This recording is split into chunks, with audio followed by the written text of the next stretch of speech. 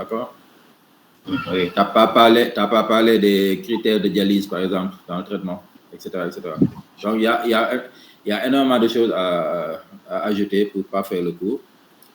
Signe clinique, tu donnes les signes rénaux, syndrome œdémateux de type rénal, mais il faut décrire les œdèmes de type rénal. Oligurie, ça a combien? Quelle valeur? Tu le dis, mais nous, on peut ne pas savoir c'est quoi une oligurie. L'HTA, c'est combien? Je donne l'exemple pour l'HTA, c'est-à-dire, il y a beaucoup qui diront que l'HTA, c'est une TA supérieure au 97,5 percentile, alors que maintenant, ça a changé. C'est pas maintenant, ça date même, mais les gens ne sont pas encore au courant que ça a changé, alors que ça fait une belle décennie ou plus que ça a changé.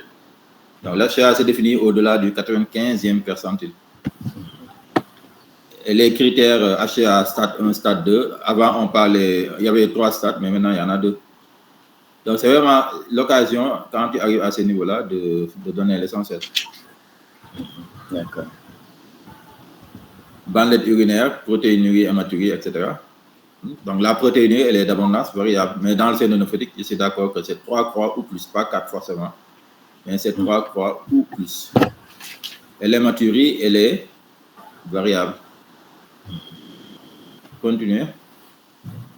Maintenant, je ne sais pas si c'est à ce niveau-là. L'hématurie, elle est variable, d'accord, mais il faut décrire quand même, il y a des éléments cliniques. L'hématurie, puisque c'est une hématurie d'origine rénale, dans ce cas, tu dis que c'est une hématurie qui est totale.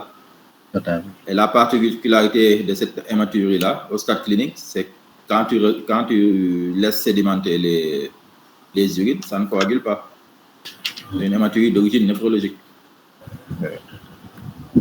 Donc, pour l'hématurie, il faudra compléter avec le culot ou le condylite, etc., pour rechercher des cylindres hématiques. C'est ça qui te donne l'origine glomérulaire de l'hématurie.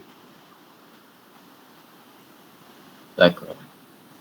Donc, les signes généraux, bon, en fait, déjà, pour les signes rénaux, rénaux extra-rénaux, bon, d'accord. Mais il faut quand même décrire, pas que citer, il faut décrire quand même les signes. Continuez. Oui, ça, c'est le vespertilio.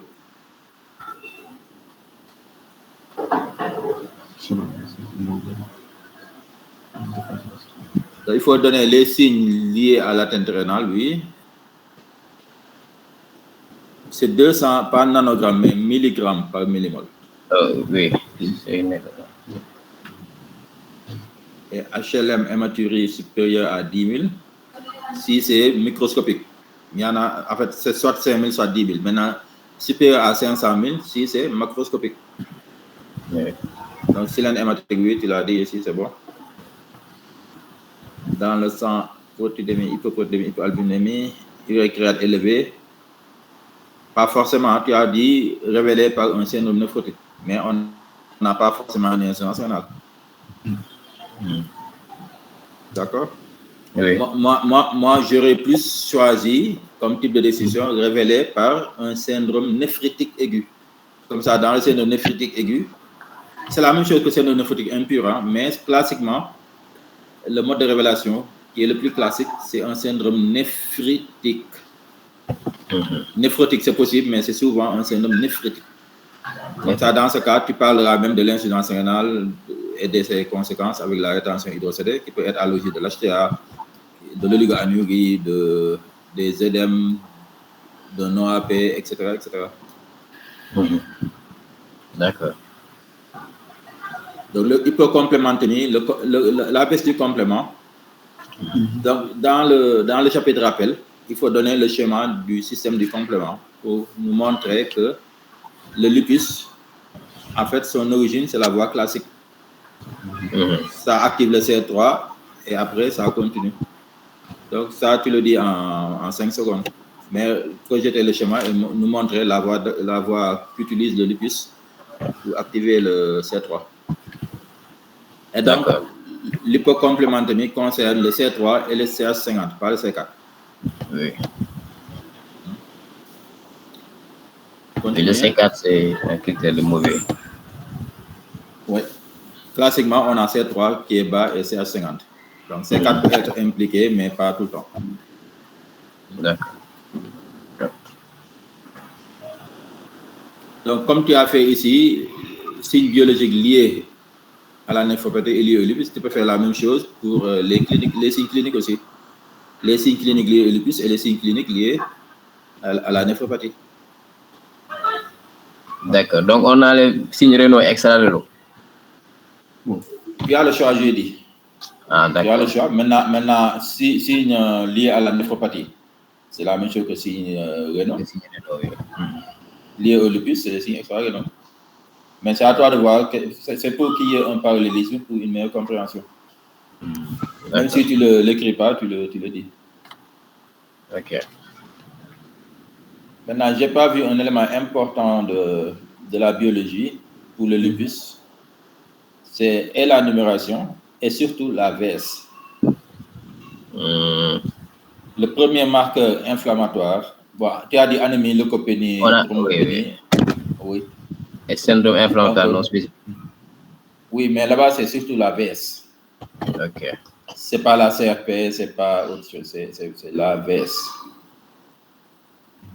Le meilleur élément pour surveiller même l'évolutivité du lupus, c'est la VS. Donc, par rapport aux marqueurs inflammatoires.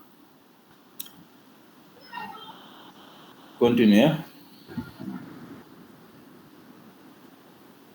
Maintenant, pour l'échographie, tu dis rien de taille normale. Avec une bonne différenciation, ce n'est pas toujours le cas. Un rein qui pisse des protéines est dédifférencié. Souvent même, les radiologues vous disent rein dédifférencié incidence rénale ou je ne sais pas quel terme, souffrance rénale, mais ce n'est pas le cas. Un rein qui pisse des protéines est échogène. Donc, la dédifférenciation corticomédulaire n'est pas assez évidente. Et par rapport aux critères d'impureté aussi, tu as dit, en fait, il peut y avoir une insuffisance rénale. Oui. Dans ce cas, la différenciation ne sera pas respectée. Donc, pour ton type de décision, tu dis révélé par un syndrome néphritique. C'est mieux. Et là, tu connais les éléments du syndrome néphritique et tu essaies de les décrire. D'accord. Oui, le syndrome néphritique, c'est possible, hein, mais ce n'est pas toujours le cas. C'est plus un syndrome néphritique que ça donne. Comme une GNA. Ok. Continuez. Je te donne les indications et maintenant tu refais le cours, tu m'envoies. S'il y a des choses à compléter, je te dirai. D'accord. Évolution favorable, défavorable. Défavorable, c'est vers le décès et les complications. Et tu enchaînes.